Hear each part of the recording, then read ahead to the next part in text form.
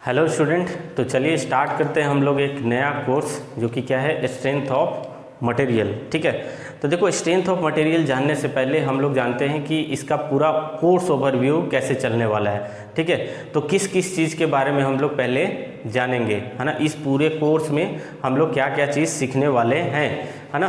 तो ये अभी जानेंगे इस इंट्रोडक्शन लेक्चर में, स्ट्रेंथ ऑफ लेक्चर मटेरियल के लेक्चर में हम लोग क्या क्या इसमें, अगर मैं इस पूरे कोर्स को कंप्लीट करता हूं तो कहां तक हम लोग जाएंगे। और इसके बाद मैं आपको सिलेबस बताऊंगा कि यूनिट 1, यूनिट 2, यूनिट 3 में क्या क्या चीज़ पढ़ने वाले हैं। क्लियर। तो देखो स्टार्ट करते हैं स्ट्रेंथ ऑफ मटेरियल। ठीक है, तो देखो स्ट्रेंथ ऑफ मटेरियल कहने का मतलब, अगर मैं बोलूँ स्ट्रेस, तो अभी आपको थोड़ा समझने में लगेगा कि ये स्ट्रेस क्या है। क्लियर। लेकिन अभी मैं बस इस लेक्चर के बाद बात करेंगे स्ट्रेस, तो आप क्लियरली इमेज आ जाएगा कि हाँ स्ट्रेस मतलब ये बोलना चाह रहे हैं सर। ठीक है, तो देखो स्ट्रेस क्या होता है, अभी स्ट्रेस तो छोड़ते हैं, पहले देखते हैं स्ट्रेंथ ऑफ मटेरियल क्या चीज़ है। ठीक, तो देखो strength of material basically part है मैकेनिक्स का। किसका, अगर शॉर्ट में समझिए पहले, अभी किसका पार्ट है, मैकेनिक्स का। स्ट्रेंथ ऑफ मटेरियल किसका पार्ट है, मैकेनिक्स का। अगर देखो मैकेनिक्स में क्या होता है कि अगर आप किसी बॉडी के ऊपर, बॉडी कहने का मतलब 3 टाइप का बॉडी होगा, अगर मैकेनिक्स के हिसाब से देखा जाए तो 3 टाइप का body, rigid body, deformable body और फ्लूइड, है ना। 3 टाइप से मैकेनिक्स को देखा जाता है। जैसे अभी मैकेनिक्स को समझे तो मैकेनिक्स में क्या, अगर कोई फोर्स एंड एनर्जी, फोर्स और एनर्जी किसी भी बॉडी के ऊपर अप्लाई करते हैं, फोर्स एंड एनर्जी किसी भी बॉडी के ऊपर अप्लाई करते हैं, तो अप्लाई करने के बाद उस बॉडी का कैसा बिहेवियर होता है, या फिर ऐसे बोल सकते हैं उस बॉडी में क्या इफेक्ट आ रहा है, क्या चेंजेस आ रहा है ना, उसी को बोलेंगे इंजीनियरिंग मैकेनिक्स। और वो अलग अलग बॉडीज के लिए अलग अलग इफेक्ट होगा, है ना। जिस टाइप का इफेक्ट होगा उस हिसाब से हम लोग उसको कैटेगराइज कर दिए। क्लियर। अगर आप देखो, अब यहाँ से अगर आप बात करो किसका, रिजिड बॉडी के लिए, किसके लिए, रिजिड बॉडी के लिए, अगर आप रिजिड बॉडी के ऊपर कोई भी फोर्स और एनर्जी अप्लाई करके उसकी स्टडी करते हो, तो ये पूरा पार्ट हम लोग कहाँ देखते हैं, इंजीनियरिंग मैकेनिक्स में, है ना। कहाँ देखेंगे, इंजीनियरिंग मैकेनिक्स में। अगर किसी रिजिड बॉडी के ऊपर, रिजिड बॉडी कहने का मतलब कि उसके अंदर जो डिफॉर्मेशन है या फिर इलोंगेशन, डिफॉर्मेशन मतलब ये समझिए कि किसी भी बॉडी के ऊपर अगर आप फोर्स अप्लाई करते हो उसमें अगर कोई चेंज आ जा रहा है, जैसे लेंथ में बढ़ गया या फिर डायमीटर बढ़ गया, तो अगर रिजिड बॉडी है तो उसमें कोई भी चेंजेस नहीं आने वाला, कोई भी चेंजेस नहीं आएगा रिजिड बॉडी में। मतलब बोल लो डिफॉर्मेशन है ही नहीं, डिफॉर्मेशन 0, है ना, या फिर नेग्लिजिबल। तो उस टाइप की बॉडी की बात करेंगे तो कैसा होगा, रिजिड बॉडी। और ये सारा चीज़ हम लोग कहाँ पढ़ेंगे, इंजीनियरिंग मैकेनिक्स में पढ़ते हैं। क्लियर। दूसरा देखा जाए, अगर मैं बात करूं डिफॉर्मेबल बॉडी, डिफॉर्मेबल बॉडी अच्छे से समझिएगा। अगर मैं डिफॉर्मेबल बॉडी की बात करूं, डिफॉर्मेबल मतलब कि एक सर्टेन लिमिट तक, कि अगर आप वहां से लोड को रिमूव कर ले रहे हैं तो ओरिजिनल पोजीशन अपना गेन कर ले रहा है, वो डिफॉर्मेबल की बॉडी की बात हो रही है। मान लीजिए कोई स्पेसिमेन है, अच्छे से समझिए थोड़ा, कि ये कोई बॉडी है, मैंने इस पर कोई ऐसे फोर्स लगा दिया इस डायरेक्शन में, है ना, कैसा है, ये पुल कर रहा है ना, पुलिंग यहाँ पे इस स्पेसिमेन पे कैसा हो रहा है, पुल हो रहा है, या फिर अभी मैं बोलूँगा टेंशन है, टेंसाइल फोर्स है, तो अभी समझिए बस क्या है, पुल टाइप का फोर्स है ना, खींचा जा रहा है, ऐसे खींच रहे हैं, एक्सटेंशन दे रहे हैं, सिंपल समझिए एक्सटेंशन हो रहा है। तो अगर इस बॉडी में कोई चेंज आ जा रहा है, मान लो कि इसका लेंथ बढ़ गया, लेंथ यहाँ से ऐसे यहाँ तक आ गया, मान लो ओरिजिनल लेंथ L था, अब हो गया ये चेंज होके ये डेल्टा L, समझ लीजिए कि ये इतना चेंज हो चुका है, डेल्टा L थोड़ा सा बढ़ गया। अगर मैं ये लोड को, जो लोड यहाँ पे लग रहा है फोर्स दोनों साइड, अगर मैं इसको हटा दूँ, अगर मैं हटा दूँ लोड, तो ये जो स्पेसिमेन है वो अपना ओरिजिनल पोजीशन गेन कर लेना चाहिए, तभी आप बॉडी को बोलेंगे वो कैसा है, डिफॉर्मेबल बॉडी। नहीं तो ऐसा हुआ कि मैंने खींचा वो चला गया, वैसा ही रह गया। तो ये सब फिर पढ़ेंगे थ्योरी ऑफ प्लास्टिसिटी में। यहाँ जो स्ट्रेंथ ऑफ मटेरियल बात हो रहा है होगा या डिफॉर्मेबल बॉडी की बात करेंगे तो वो सब इलास्टिक लिमिट तक ही बात होगा। कि इलास्टिक लिमिट कहने का मतलब कि अगर आप कोई लोड रिमूव कर रहे हैं तो वो अपना ओरिजिनल पोजीशन गेन कर लेगा। क्लियर। तो अगर डिफॉर्मेबल बॉडी की बात करेंगे तो ये हम लोग पढ़ते हैं स्ट्रेंथ ऑफ मटेरियल, या फिर इसका एक और नाम है मैकेनिक्स ऑफ सॉलिड, है ना।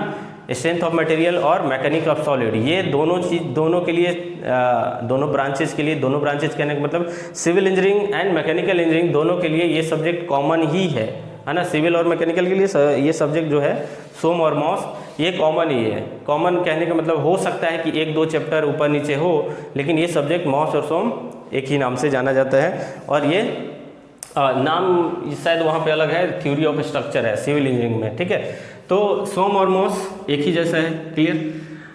अब देखो अगर डिफॉर्मेबल बॉडी की बात करेंगे तो इसको नाम दिया गया स्ट्रेंथ ऑफ मटेरियल और मॉस।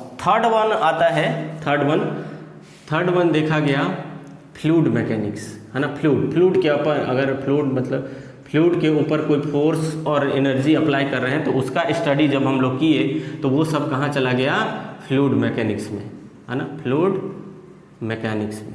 इतना समझ गए होंगे कि हमारे पास 3 टाइप का बॉडी इंजीनियरिंग मैकेनिक्स में कंसीडर किया गया, एक रिजिड बॉडी, डिफॉर्मेबल और फ्लूइड। रिजिड बॉडी की बात करेंगे तो वो सब इंजीनियरिंग मैकेनिक्स में आ जाएगा। डिफॉर्मेबल बॉडी की बात करेंगे तो मॉस और सोम पढ़ेंगे। और फ्लूइड मैकेनिक्स जब फ्लूइड पे फोर्स और एनर्जी अप्लाई करके उसकी इफेक्ट को देखेंगे, है ना, उसमें देखेंगे उसकी बिहेवियर को, तो वो सब चीज़ कहाँ देखेंगे हम लोग, फ्लूइड मैकेनिक्स के अंदर। क्लियर। चलिए इसको मैं मिटाता हूँ, इतना थोड़ा सा इंट्रोडक्शन आप लोग समझ लिए। अब देखो कि इस पूरे कोर्स में हम लोग क्या क्या चीज़ पढ़ने वाले हैं, है ना। इस पूरे कोर्स में हम लोग क्या पढ़ेंगे, जब मैं स्टार्ट करूंगा तो इसको मैं एकदम डिटेल में समझाऊंगा कि इंजीनियरिंग मैकेनिक्स और स्ट्रेंथ ऑफ मटेरियल में क्या क्या चीज़ अच्छे से डिफरेंस है, ठीक। चलिए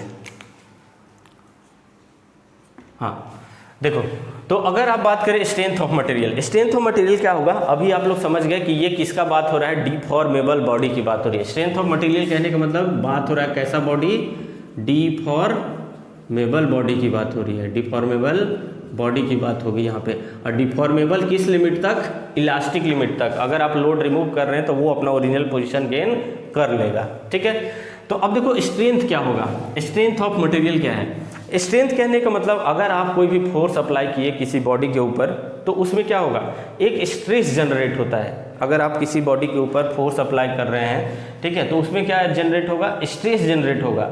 और तो स्ट्रेंथ किसको बोलेंगे कि जो स्ट्रेस वहाँ पे जनरेट हुआ है, क्या जनरेट हुआ है, स्ट्रेस जनरेट हुआ है, वो किस लिमिट तक वो बॉडी सस्टेन कर पाता है ना। एक बार क्या होगा, मान लो सिंपल समझिए कि अगर ये बॉडी है ना, ये कोई बॉडी है, इस पर मैं फोर्स लगा रहा हूँ, तो इसके अंदर क्या हो रहा है, स्ट्रेस जनरेट हो रहा है। क्या जनरेट हो रहा है, स्ट्रेस जनरेट हो रहा है। तो ये बॉडी मान लो अगर मैं ज़्यादा फोर्स लगा दूँ तो ये क्या हो जाएगा, डिफॉर्म हो जाएगा, है ना, फिर इलास्टिक लिमिट हो जाएगी, फिर छोड़ूंगा रिगेन करेगा, है ना।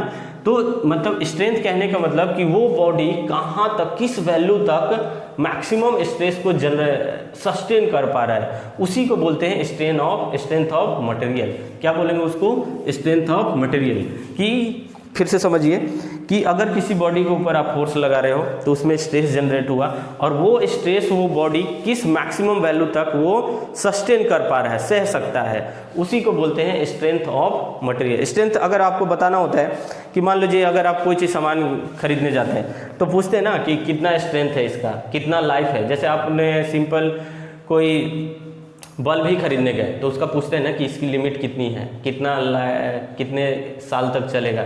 जैसे फैन खरीदना होगा तो फैन बोलते हैं ना कितना रेवोल्यूशन है ना, कितना लाइफ साइकिल है इसका।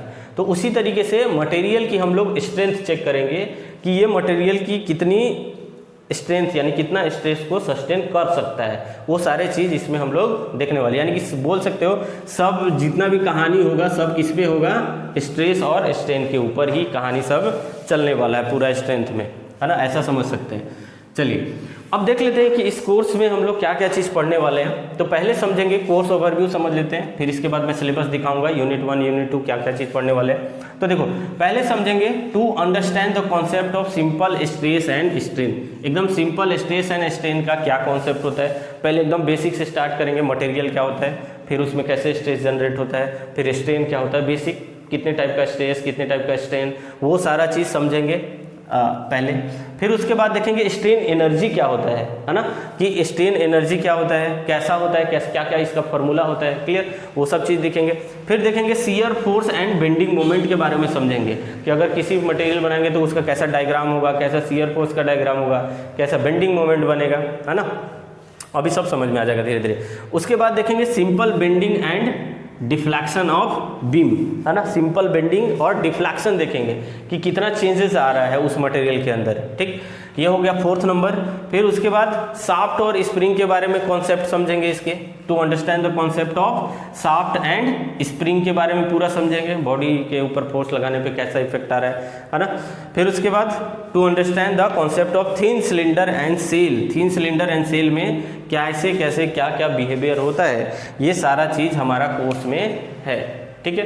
तो चलिए इसको अच्छे से समझ गए होंगे कि हमें क्या क्या चीज़ पढ़ना है और किन किन चीज़ का कॉन्सेप्ट लेना है। फिर से बता देता हूँ, to understand the concept of simple strain, सब ये कॉन्सेप्ट है किसके बारे में, simple stress, strain energy, shear force, bending moment, shear force and bending moment diagram, simple bending, deflection of beam, shaft of spring, shaft and spring और thin cylinder and shells, ये सब हमारे कोर्स में अब आगे चलने वाला है, ठीक है। अब मैं बताता हूँ कि इसका यूनिट कौन कौन से में क्या क्या चीज़ आने वाला है, वो इस बार हम लोग देखते हैं। चलो तब तक इसको आप लोग नोट कर लीजिए। अब नेक्स्ट हम लोग सिलेबस ओवरव्यू देख लेते हैं इसमें कि क्या क्या सिलेबस है इसमें के अंदर, जो सेशन चलने वाला है उसमें हम लोग क्या क्या चीज़ पढ़ेंगे। तो देखो सिलेबस ओवरव्यू में क्या आएगा, यूनिट नंबर 1 में बात करेंगे सिंपल स्ट्रेस एंड स्ट्रेन, जैसे अभी मैंने बताया कोर्स ऑब्जेक्टिव, वही समझ लीजिए ये क्या है, सिलेबस है अपना, कि वैसे ही हम लोग आगे की ओर प्रोसीड करेंगे, ठीक है।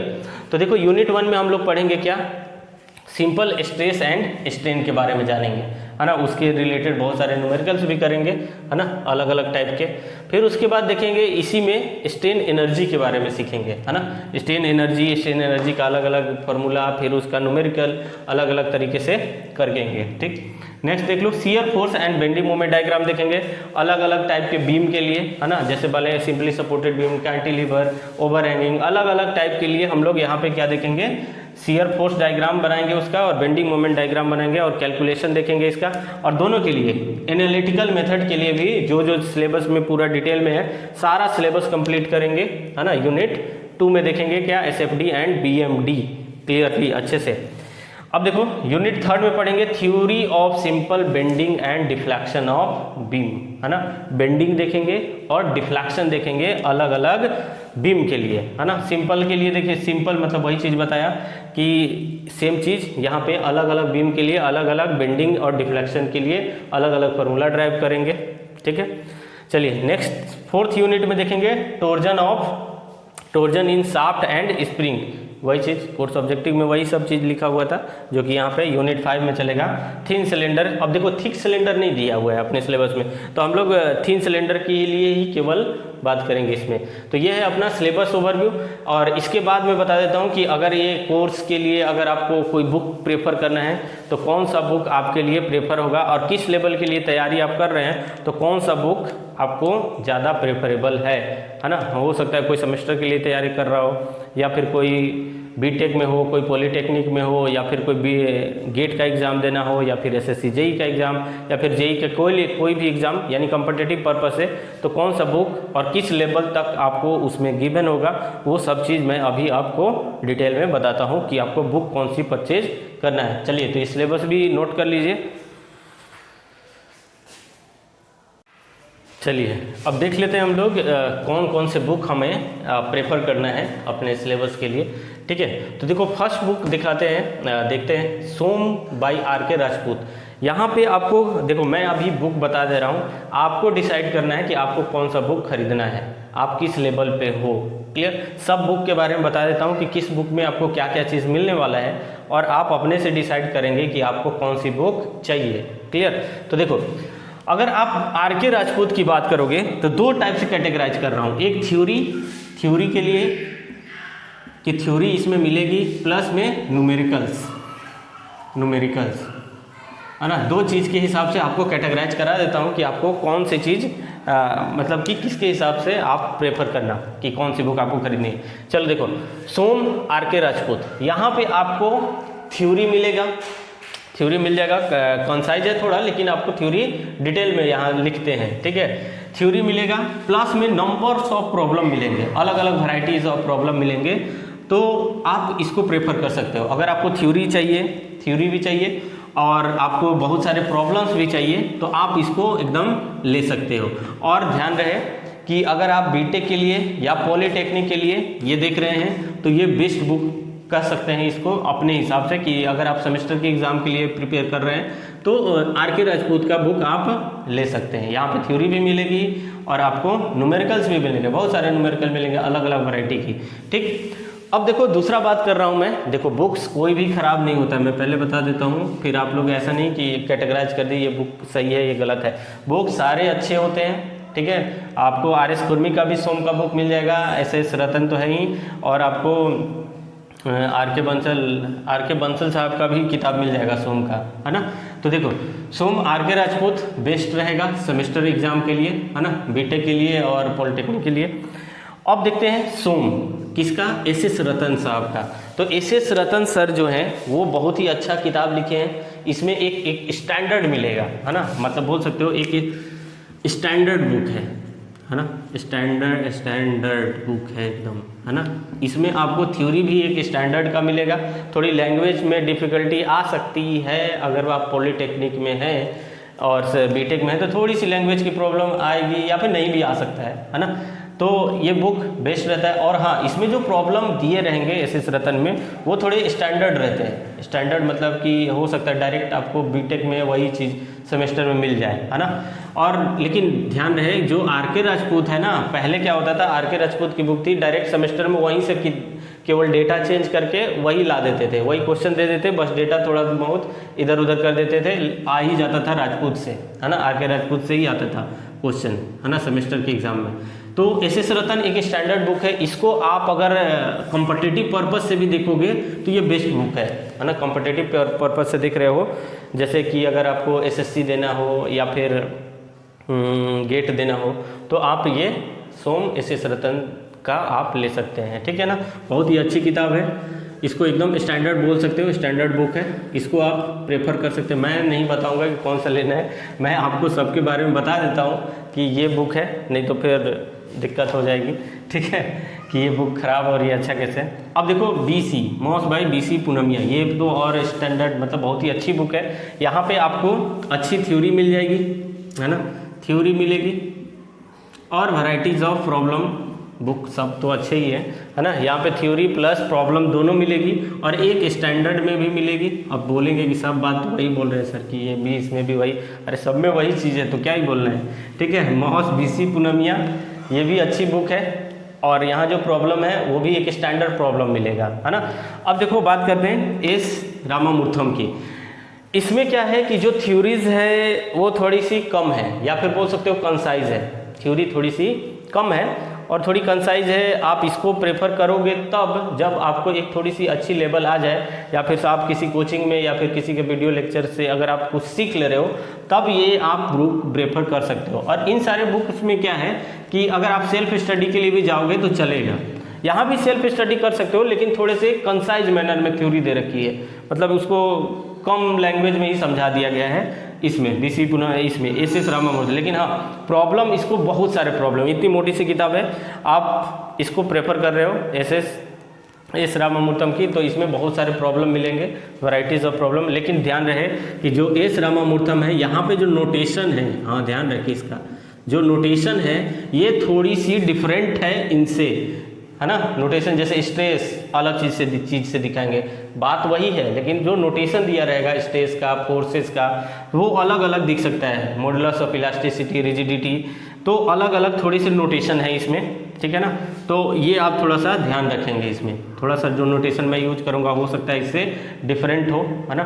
तो वो चीज़ इसमें आपको थोड़ा सा प्रॉब्लम फेस करने के लिए मिल सकता है, लेकिन ये एकदम स्टैंडर्ड बुक है, ये भी क्लियर। अब देखो ये जो 5वां बुक है वो इंजीनियरिंग मैकेनिक्स ऑफ सॉलिड, ये है इगोर एंड पी पोपोव का, ये एक है फॉरेन ऑथर है। ये बुक उनके लिए है जो टीचर्स हैं, है ना। टीचर कहने का मतलब सेल्फ स्टडी करके एक स्टैंडर्ड डिलीवर्ड करना चाह रहे हैं किसी स्टूडेंट में, मतलब बोल सकते हो ये जो बुक अभी मैं बता रहा हूँ ये एकदम हाईली स्टडी के लिए है। हाईली स्टडी मतलब एक अच्छा कॉन्सेप्ट चाहिए मैकेनिक्स ऑफ सॉलिड में या फिर स्ट्रेंथ ऑफ मटेरियल में, तो ये बुक आप प्रेफर कर सकते हैं। मतलब हाई स्टैंडर्ड, जो बेसिक नहीं एक स्टैंडर्ड लेवल पे लेके जाएगा सोम में, है ना। और एक और बुक आपको बता दूं, अगर आपको स्टैंडर्ड बुक चाहिए तो एक आती है थ्योरी ऑफ इलास्टिसिटी और दूसरी आती है थ्योरी ऑफ प्लास्टिसिटी। वो आती है टीमोशेंको की बुक, है ना, टीमोशेंको की बुक। वो भी एक स्टैंडर्ड देगा, एक हाई लेवल का, मतलब उसका जो लैंग्वेज पढ़ोगे ना तो लगेगा कि हाँ कुछ है ब्रिटिश। लेकिन हमारे लिए पॉलिटेक्निक और बीटेक स्टूडेंट के लिए ये बेस्ट बुक रहेगा। आर के राजपूत, एस रतन ले सकते हैं हम लोग, ये सब भी ले सकते हैं, अच्छी किताबें हैं, मैंने तो बताया ही, ठीक। और एकदम थोड़ा सा और नीचे जाना है, और थोड़ी सी एक बोल सकते हैं कि इजी लैंग्वेज में अगर आपको किताब चाहिए, बुक चाहिए और इजी प्रॉब्लम चाहिए तो आप बुक उठा सकते हो स्ट्रेंथ ऑफ मटेरियल, यानी बोलो सोम बाई RS खुरमी। नाम तो सुना ही होगा सब लोग, RS खुरमी। ये देखो, ये सारी किताब सभी सब्जेक्ट की किताबें सर ने लिख दी अभी तक, ठीक। तो RS खुरमी साहब का भी किताब आप ले सकते हो, इजी लैंग्वेज और एकदम आसान प्रॉब्लम। हाँ, एक थोड़ा सा बीटेक और पॉलिटेक्निक के लिए एक लेवल पहुंचा देते हैं सर, है ना, ठीक। SSC के लिए भी आप यहाँ से कर सकते हो। और क्या ले सकते हो, सोम ऑफ बाई RK बंसल भी प्रेफर कर सकते हैं, RK बंसल, ठीक। तो इतनी सारी किताबें हैं, अब आपको चूज़ करना है कि कौन सी बुक लें। मेरे हिसाब से अगर आपको लेना हो तो आप RK राजपूत प्रेफर करें या फिर SS रतन करें। और अच्छे प्रॉब्लम चाहिए तो ये सब भी, और कॉन्साइज मैनर में थ्योरी। और इसमें देखो, इसमें प्रॉब्लम कम है भी कुछ हैं, तो एक स्टैंडर्ड के प्रॉब्लम है, ठीक है। चलो, तो ये रहा बुक, मेरे हिसाब से इन दोनों में से कोई भी एक उठा ले, ठीक है। चलिए, थैंक यू।